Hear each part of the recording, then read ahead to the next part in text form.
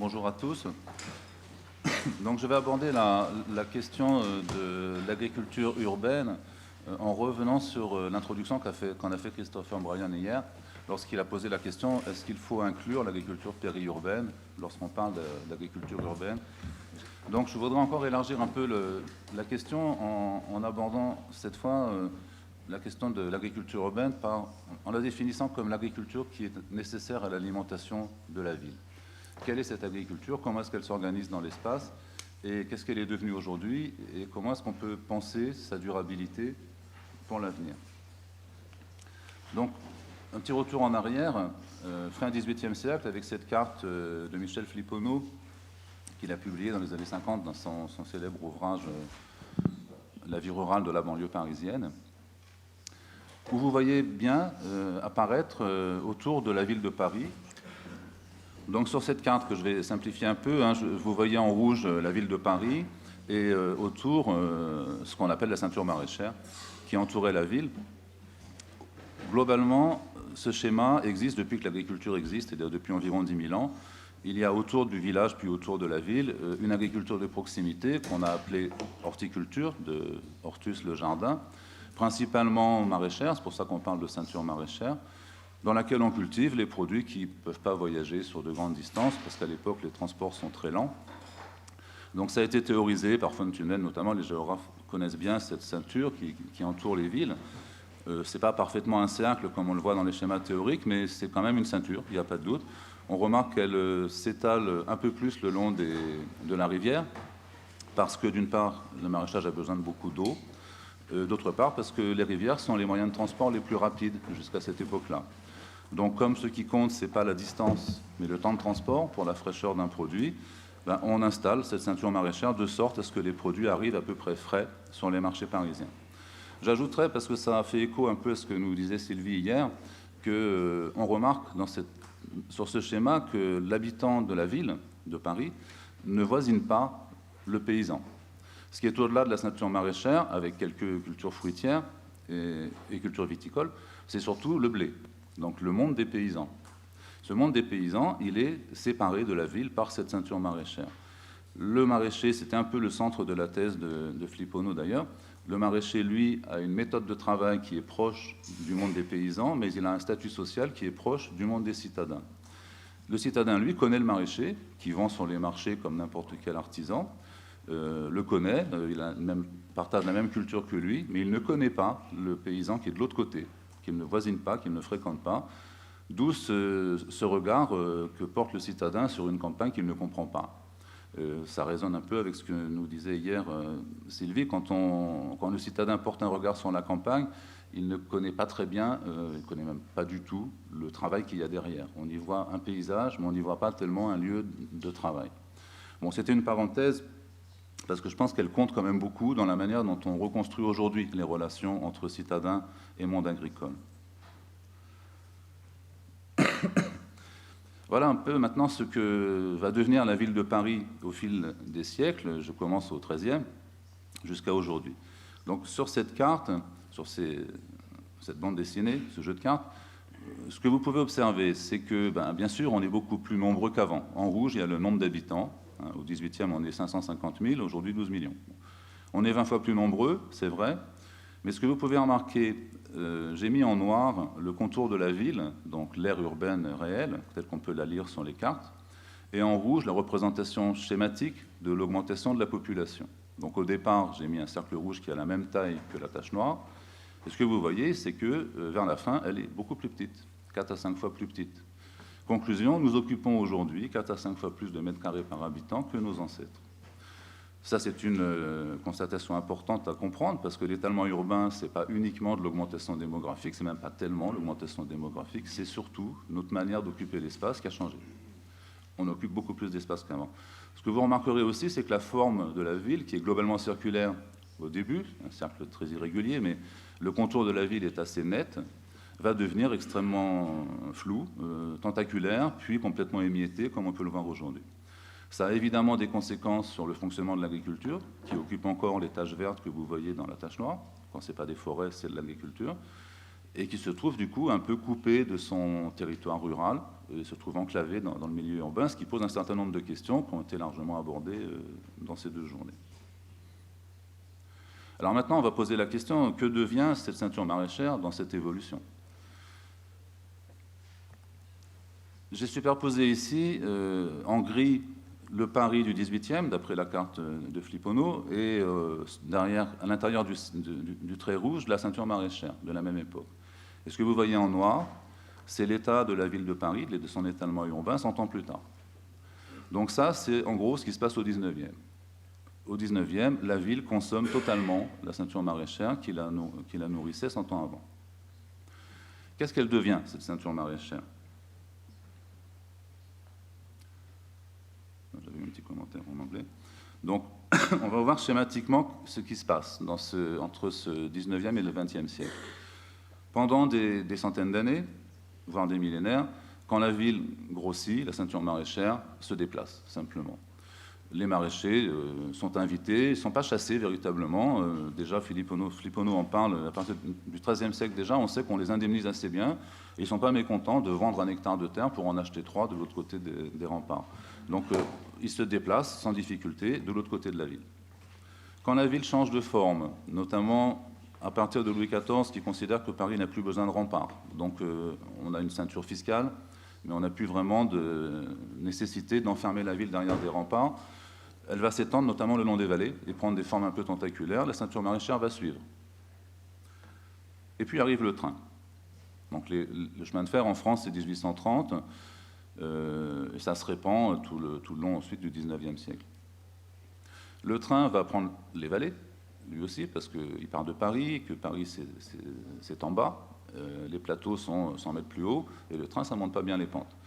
Donc les chemins de fer vont longer les vallées. La ceinture maraîchère va les suivre.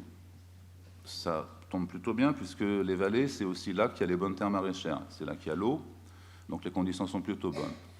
Mais c'est aussi là que vont s'implanter les gares, et donc c'est là que la ville va s'étendre.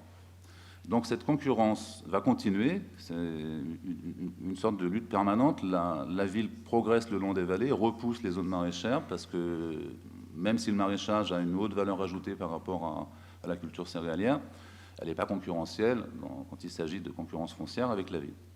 Donc les maraîchers vont aller de plus en plus loin. Et ils vont chercher non pas à se rapprocher de la ville, mais à se rapprocher de la gare.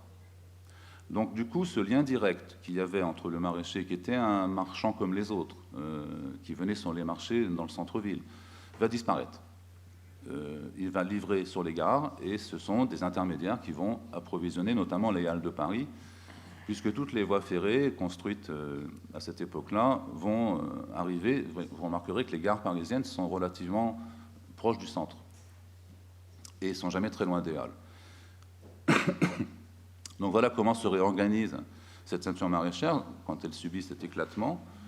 Et puis évidemment, ça ne va pas s'arrêter là. Le train va aller de plus en plus loin, de plus en plus vite. La ville, elle va s'arrêter finalement quand même, mais la délocalisation du maraîchage, non. Elle continuera parce que ce qui compte, encore une fois, ce n'est pas le nombre de kilomètres, c'est le nombre d'heures. Combien de temps mettent les produits frais à arriver sur le marché parisien. Quand les trains vont aller de plus en plus vite, les maraîchers vont aller de plus en plus loin. Et ils vont privilégier, du coup, les territoires qui leur conviennent le mieux. Ils vont aller plutôt là où il y a du soleil. Les tomates, c'est quand même meilleur quand ça pousse au soleil que dans la brume parisienne. Et ils vont aller aussi là où les terres maraîchères sont beaucoup plus disponibles. Là où il n'y a pas cette concurrence avec la ville.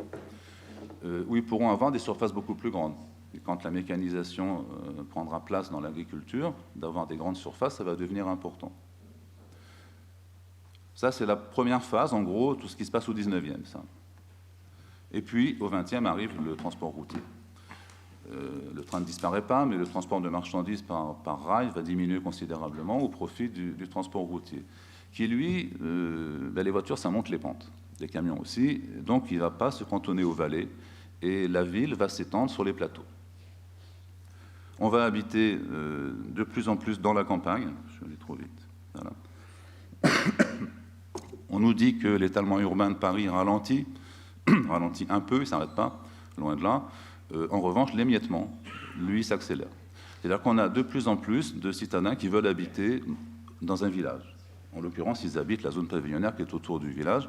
Et on a ce phénomène d'émiettement de plus en plus visible dans la lointaine périphérie parisienne, qui a pour conséquence, parce qu'après ces zones, il faut les relier entre elles par des réseaux routiers, de quadriller le territoire agricole par des axes routiers qui servent à desservir les zones urbaines, qui sont interdites aux tracteurs pour certaines d'entre elles et qui par contre coupent les territoires en deux, donc posent tous ces problèmes de déstructuration et d'enclavement des territoires agricoles qui font un peu la spécificité de l'agriculture périurbaine aujourd'hui. C'est comment cohabiter, quand on est agriculteur, avec une ville qui s'étale autant. Je reviens au 19e pour voir les autres conséquences de cette explosion phénoménale du chemin de fer. Je vous montre l'état du chemin de fer en 1850, donc ça existe depuis déjà une vingtaine d'années. La délocalisation des exploitations maraîchères a commencé, mais les maraîchers sont à 15-20 km de Paris.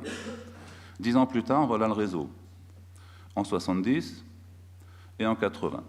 Vous voyez qu'en l'espace de 30 ans, on a quasiment constitué le réseau actuel.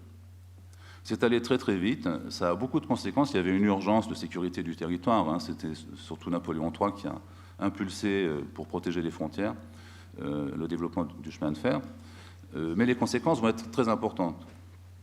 On va avoir notamment une redéfinition des paysages agricoles et des territoires de l'agriculture, parce qu'on va, grâce au chemin de fer, rendre fertiles les terres qui ne l'étaient pas. La Bretagne va devenir la première région productrice agricole française, alors que c'était quasiment la dernière, grâce aux scories qu'on va amener dans les champs et qui viennent des mines du nord et de l'est de la France. La Champagne-Pouilleuse va aussi devenir une région beaucoup plus fertile, le Berry, enfin un certain nombre de régions vont devenir de grands terroirs agricoles alors qu'ils ne l'étaient pas. Et il y aura des spécialisations qui vont apparaître. Je m'arrête un peu sur cette affiche qui est souvent utilisée, et souvent à tort d'ailleurs, par un certain nombre d'auteurs que je ne citerai pas pour ne pas les vexer, qui nous explique comment est-ce que les maraîchers parisiens ont été invités, on est en 1890, donc fin du 19e, à approvisionner le marché de Londres. Alors certains auteurs en profitent pour dire que c'est la preuve que le maraîchage parisien était très productif. Ça, c'est faux. Le maraîchage parisien n'était évidemment pas assez productif pour nourrir les Parisiens. Ce qui s'est passé, c'est qu'ils ont été concurrencés par les maraîchers bretons de Sologne, du Val-de-Loire, qui ont des produits plus précoces, de meilleure qualité gustative, et tout aussi frais, puisqu'ils arrivent aujourd'hui par le train. Donc eux, ne résistant pas à la concurrence des provinces françaises, vont faire la même chose. Ils vont, eux, attaquer le marché londonien. Et c'est un peu le début de ce que mon collègue André Fleury appelle le découplage entre bassin de production et bassin de consommation. C'est ce qui avait fonctionné pendant des millénaires ne fonctionne plus de la même manière. On produit à certains endroits, on consomme à d'autres et on déplace entre les deux. Tout ça, vous le savez.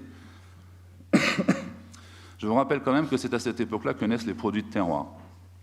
Je vous ai mis ici tous les produits en dehors du vin qui ont occupé trop de place, qui font l'objet d'appellations d'origine contrôlée en France. Les AOC sont venus beaucoup plus tard, fin 20e, mais la définition de ces produits de terroir, leur existence sur les marchés, apparaît avec le chemin de fer. C'est parce que le foie gras du Périgord est vendu sur les marchés des grandes villes que l'appellation du produit de terroir correspondant va se faire connaître. Ce n'est pas au Champenois que j'apprendrai ça. Alors la question qui se pose aujourd'hui maintenant, c'est où est-ce qu'on en est par rapport à cette histoire-là, que je viens de résumer très rapidement, et qu'est-ce qu'il faudrait imaginer comme aire alimentaire si on voulait rapprocher au plus possible les lieux de production des lieux de consommation, dans le cas précis de Paris. Alors je suis parti d'une étude réalisée sous la direction de Karl Gagné. J'ai mis par l'INRA, mais c'est aussi le CIRAD qui avait travaillé là-dessus, qui arrive à cette conclusion. Il faut 3000 m² pour nourrir un habitant en France. Alors c'est un chiffre qui est largement repris, largement diffusé, discuté aussi. Certains disent que si on mangeait moins de viande, on pourrait le descendre à 2500, ce qui est la moyenne mondiale, au passage. Moi, j'ajouterais quand même que si on voulait produire notre énergie, ce qui sera peut-être nécessaire un jour ou l'autre, si on voulait aussi que notre agriculture produise peut-être un peu moins pour polluer un peu moins, c'est peut-être pas 3500, c'est peut-être 4000 qu'il faudrait. Sans compter qu'on a 12 millions d'habitants en Île-de-France, les projections démographiques nous disent qu'il y en aura 15 ou 16 dans 15 ans ou 20 ans. Donc c'est plutôt 3000, c'est une bonne moyenne, disons, je pense qu'on peut s'appuyer là-dessus pour comprendre. Et vous voyez comme ça repose la question de l'échelle de la région urbaine. Si on la raisonne en termes d'aire alimentaire, on change complètement d'échelle. Alors, sur quel chiffre peut-on se baser maintenant pour évaluer ce que serait cette terre alimentaire? L'Île-de-France, elle est représentée ici en vert, c'est 569 000 hectares de terres agricoles, dont il part chaque année 1500. Mais bon, il en reste encore pas mal. Mais c'est 12 millions d'habitants. Donc vous voyez, même si ça déplairait à certains politiques qui parlent de nourrir les franciliens grâce à l'agriculture francilienne, bon, j'ai vu ça dans certains discours, on a de quoi nourrir même pas le 6e des habitants en Île-de-France. J'ai mis le petit graphique en bas. On est très très loin, on a un manque de 84%. Quoi. Si j'ajoute la couronne périphérique, je prends par département parce que les données sont plus faciles à contrôler, j'ajoute la première couronne, donc nous y sommes, hein, Reims est quelque part à droite dans la tache vert foncé. Ben, on a cette fois 3 900 000 hectares, donc on a de quoi nourrir les franciliens. Mais on a rajouté 4 millions d'habitants. Donc on est toujours en déficit, on n'a toujours pas suffisamment de surface, il manque 19%. J'ajoute une couronne de plus, cette fois ça va, on a 20% de plus. On avait 20% de moins à peu près la couronne précédente, 20% de plus avec celle-là. On peut évaluer l'aire alimentaire d'un Paris qui se nourrirait avec que des locavores à ce cercle-là, 400 km de diamètre. Donc nous avons quand même toujours, quelle que soit la manière dont on s'y prenne, des distances de 200 km à parcourir pour nourrir correctement la population. C'est une donnée à prendre en compte parce qu'après on verra comment est-ce qu'on parcourt ces 200 km, qu'est-ce qu'on a intérêt à rapprocher ou à éloigner, mais il ne faut pas se tromper d'échelle. Si on raisonne comme si Paris était un village, ben on est très à côté de la réalité. N'oublions pas que dans ce cercle, il y a un fleuve, la Seine, que ce fleuve est un grand port. Aujourd'hui, c'est un port qui s'appelle Aropa. Aropa, ça paraît. Non, il a disparu. Bon. Aropa, c'est Havre, la contraction de Havre, Rouen, Paris. Donc avec un port maritime, le Havre, qui sert principalement à acheminer des conteneurs et des produits pétroliers, donc des produits déjà manufacturés et conditionnés.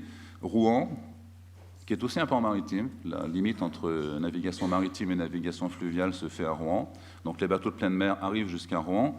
Rouen, qui était le plus grand port de France à l'époque du début du règne de Louis XIV, et qui est encore un port très très important aujourd'hui, où transite notamment le vrac. Il y a quelques conteneurs, mais c'est surtout le vrac qui arrive à Rouen. Si vous allez visiter le port de Rouen, vous verrez ces cargos qui amènent 6000 tonnes de blé tendre, de blé dur. Le blé dur ne pousse pas en Île-de-France, et qui repartent avec 6000 tonnes de blé tendre, qui vont aller alimenter les Égyptiens, les Algériens qui n'en ont pas assez. Vous trouverez d'ailleurs sur les berges de la Seine les usines de pâtes, comme Rivard et Carré, parce que si on veut manger des pâtes en Île-de-France, il faut faire venir du blé tendre. Si on veut manger de la semoule aussi. Je vous rappelle que le couscous est le plat préféré des Français. Donc il y a des échanges maritimes qui d'ailleurs ne datent pas d'aujourd'hui. Je vous rappelle qu'Athènes et Rome importaient les 2/3 de leur alimentation par bateau, depuis Alexandrie ou depuis Carthage. C'est pas nouveau. On verra que c'est pas non plus ce qui impacte le plus notre environnement. Donc il faut aussi prendre en compte l'existence de ce port dans le fonctionnement de cette aire alimentaire. Et puis il y a le port de Paris, qui est toujours aussi très actif et qui commence à intéresser d'ailleurs la grande distribution, puisqu'il y a, je crois que c'est Auchan qui a maintenant un système d'approvisionnement par péniche, parce que c'est ce qui coûte le moins cher. Le transport par péniche, c'est de loin ce qui coûte le moins cher, et ça permet d'amener des denrées dans Paris. D'ailleurs, Paris n'aurait pas existé s'il n'y avait pas eu une Seine navigable, en plus d'une plaine agricole fertile. J'en suis à combien? Il me reste combien de temps? Ok, il reste alors, normalement, il reste, 5 petites minutes. Bon, je vais accélérer pour laisser un peu de temps. Vraiment. Et je ne voulais pas t'arrêter en plein élan, mais effectivement, il reste 5 petites minutes. J'allais t'arrêter brutalement à la fin, j'étais bien lancé, mais il reste 5 minutes. Okay, et comme on a du délai, vraiment, il n'y a pas de marge de manœuvre parce qu'on a déjà du retard. Ok. Donc, posons maintenant la question, qu'est-ce qui, dans notre système alimentaire, émet le plus de gaz à effet de serre? Là, j'ai pris l'expression retenue par cette publication du ministère de l'Environnement qui aborde la question sous l'angle de l'environnement, donc de l'écologie. Si vous l'abordez sous la question de la consommation de carburant, ce sont les mêmes valeurs. Et c'est pas inintéressant de l'aborder sous cette question-là, parce que quand vous parlez de consommation de carburant, un litre de fuel, c'est une pollution et c'est un coût économique. Et donc c'est plus facile de convaincre les professionnels qui s'occupent de transporter nos aliments quand il s'agit de toucher à leur porte-monnaie que quand il s'agit de la planète. Donc ce sont les mêmes valeurs, mais voilà, dans un produit alimentaire, aujourd'hui, ce qui consomme le plus d'énergie, et donc ce qui pollue le plus la planète, c'est la production. C'est loin d'être le transport. Donc c'est là qu'il y a le plus d'efforts à faire. Ça, ce ne serait pas le sujet d'aujourd'hui, mais s'il y a des efforts à faire pour avoir un impact environnemental moins fort avec notre alimentation, c'est d'abord au niveau de la production. Ensuite, ce n'est pas inintéressant de regarder ce détail qui a beaucoup été étudié par le DEFRA, qui est un institut de recherche du ministère de l'Agriculture anglais, qui démontre que, après la production, la première source de pollution et donc de consommation d'énergie, c'est le déplacement du consommateur qui va faire ses courses. C'est là qu'il y a le plus d'économies à faire après la production elle-même. C'est-à-dire que ce qu'il faut rapprocher, ce n'est pas forcément les lieux de production des lieux de consommation. Ce qu'il faut rapprocher, c'est les lieux d'habitat et les lieux de commerce. Ce sont les commerces, c'est ce déplacement-là qui coûte le plus cher. Parmi les autres sources, vous voyez que le transport par la route, ce n'est que 6%, c'est-à-dire que ce que transportent les gros camions, c'est 2 fois moins polluant que ce que transporte le consommateur final dans sa voiture. Alors je vous rappelle simplement que selon le mode de transport utilisé, c'est pour mettre un peu en question cette notion de food miles qui est à l'origine du locavorisme, c'est pas la distance qui compte le plus, c'est le mode de transport. Entre un bateau de pleine mer qui va dépenser 0,1 litre pour transporter 1 tonne de marchandises sur 100 km et la voiture du particulier, vous voyez que les différences, elles sont énormes. Alors l'avion là-dedans, évidemment, c'est pas la bonne solution. Mais la question importante, peut-être, c'est entre le camion, qui consomme 1 litre, un camion de 40 tonnes, ça consomme 40 litres au 100. C'est simple, une petite camionnette qui transporte 1 tonne, ça consomme 10 litres au 100. J'ai mis en gris les voyages à vide. Le petit producteur qui vient livrer sur le marché parisien, il retourne à vide, ou pire, il retourne avec ses invendus, ce qui rajoute encore beaucoup de consommation. Donc ça double. Le particulier qui va faire ses courses au supermarché, c'est vrai, mais s'il va faire ses courses à la ferme, c'est encore plus loin. Donc la vente directe, c'est aussi à penser en ces termes-là. C'est ce qu'un chercheur allemand qui s'appelle Elmar Schlich avait appelé l'écologie d'échelle, lorsqu'il dit que l'écologie d'échelle rejoint l'économie d'échelle. C'est-à-dire que si vous voulez des transports efficaces, il faut les faire dans des gros camions, pas dans des petites camionnettes, et le moins possible dans le coffre de votre voiture, parce que c'est ça qui pollue le plus. Je mets de côté le transport en avion, dont on peut tous comprendre qu'il n'a pas sa place dans une alimentation durable. Alors, est-ce qu'on peut régler maintenant cette question par les fermes verticales? J'ai vu qu'ici, il n'y a pas grand monde pour les défendre. Celle-là, elle est à Singapour, elle fonctionne bien. Et je rappelle simplement que Singapour, c'est le pays le plus peuplé au monde, le plus densément peuplé au monde, pardon, après Monaco. Et donc, il n'y a pas de terre agricole et tout est importé. Là, il te reste 1 minute, je dis, parce que, histoire que tu aies le temps de conclure. Je termine, c'est ma dernière diapo. Donc ce qui a sa place à Singapour, je doute que ça ait un jour sa place à Paris, dans la mesure où on a des solutions pour amener des produits frais beaucoup plus facilement qu'eux. Et puis je pose cette question-là, sur laquelle je terminerai, en disant, si on veut relocaliser les productions, ne consommer que ce qu'on produit sur place, qu'est-ce qu'on fait de ces produits? Je vous montrais la tomate, ce ne sont pas des AOC celles-là, mais ce sont des produits que les Parisiens connaissent bien, l'artichaut Prince de Bretagne, l'abricot du Roussillon, le melon de Cavaillon, la tomate de Marmande. Je mettrais bien une bouteille de champagne au milieu pour vous demander, si tout le monde est locavore sur la planète, qu'est-ce qu'on fait du champagne? Voilà. Merci de votre attention.